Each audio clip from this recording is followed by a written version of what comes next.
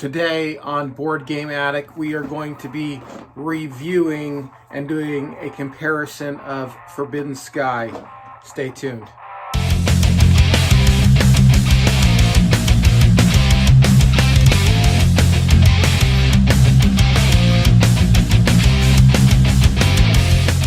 Welcome to another episode of Board Game Addict. I'm your host, DNC. As I said, we're going to be reviewing this game, Forbidden Sky, and comparing it to its predecessors, Forbidden Island and Forbidden Desert, and talking about some of the differences and how it contrasts and compares. However, before we get to that, would you please do me the honor of subscribing to this channel?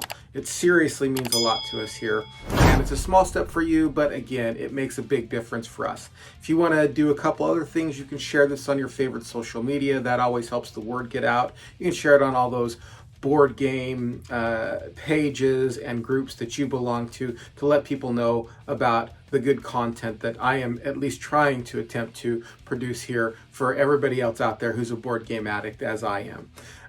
Also, you can hit the bell notification and you can leave a comment. That helps us out a lot. And if you want to go that one extra step, you can follow the link below to the Buy Me a Coffee page where you can donate some of your hard-earned cash to help me buy games. If there's a game you want me to review, please, or unbox, please leave it in the comment section below. I really appreciate all your comments. So now, let's get to the review.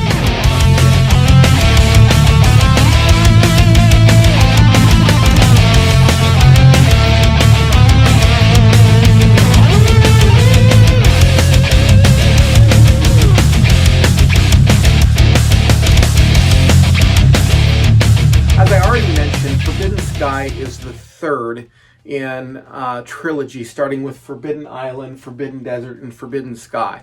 I was actually going to do a separate video doing a comparison and doing a separate video in a review of Forbidden Sky all on its own. However, it's really difficult to talk about Forbidden Sky without talking about the previous games that came before. I would say, let me just start off by saying this. Forbidden Sky is the most different between Forbidden Island and Forbidden Desert. I would say Forbidden Island and Forbidden Desert, let me put it into another term, are more similar than Forbidden Sky.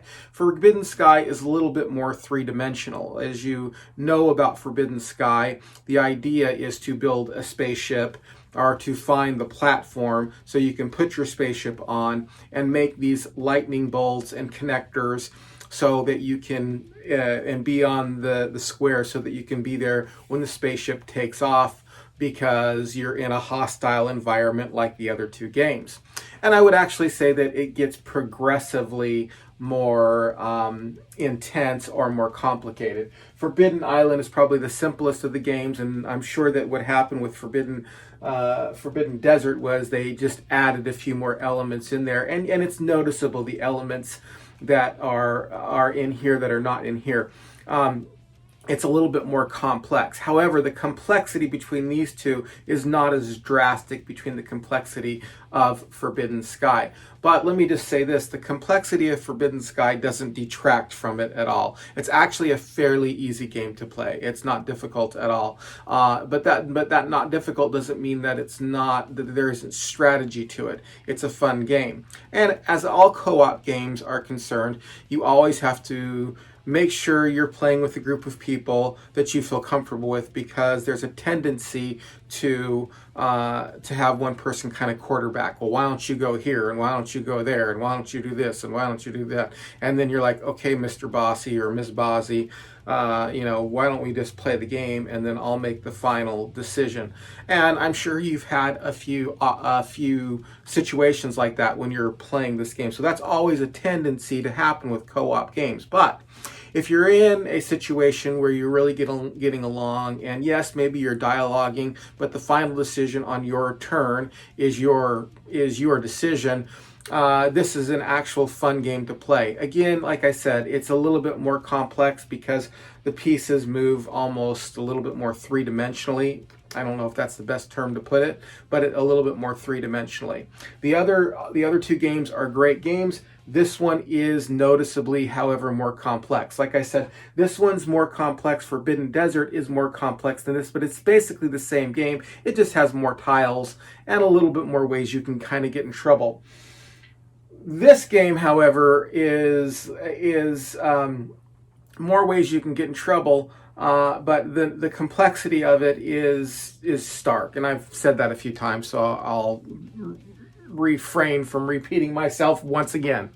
But like co-op games, like all co-op games are also, and games you're playing against the board, not only do you have to worry about quarterbacking, but you also have to kind of worry about winning the game. And like a lot of these games, there are lots of ways you can lose and really only one way to win. And the one way to win is to uncover the place where the rocket sits and put your rocket on top and then connect all the parts and everybody get there and survive the storms and the lightning bolts and everything that's going on in this game. But that said, it's a fun game. I mean, that's why we play games, is because they're challenging, and also it fosters, the community where you're sitting around and you're sharing ideas and you're talking about things with other people.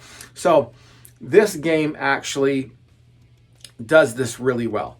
I like this game. I would give this game either a high stay and play or a make time for. I would make time for this game. Like if people were saying, hey, we're going to get together and we're going to play Forbidden Sky, I would certainly be there. Okay. If I knew that people were coming over and they wanted to play Forbidden Sky, I would certainly be there. This is definitely a make time for game, and it is also a stay and play. I don't know if I would go out of my way to make time for this, except for the first time you ever play a game, you make time for it, of course. But I certainly, the stay and play factor is there as well. So if I was over at somebody's house and then we played another game and they brought out Forbidden Sky, I would certainly stay and play Forbidden Sky. So it gives for me, I guess it's somewhere between a weak make time for and a strong stay and play. It falls somewhere in between those two for me, and it can kind of go either way. So if you've played Forbidden Sky, I would like to know what you think in the comments below. Thanks for watching this episode. If you liked what you see here, please, again, I would be so honored if you'd subscribe to the channel. It would mean a lot to me. Share it on your favorite social media. Hit the bell notification. Follow the link below to buy me a coffee, and I'll try to leave a link as well so that you can buy this game for yourself. So, with all that said, this has been Ian C. I am the host of Board Game Addict, and I hope you enjoyed this episode. We will talk to you again in another episode very soon.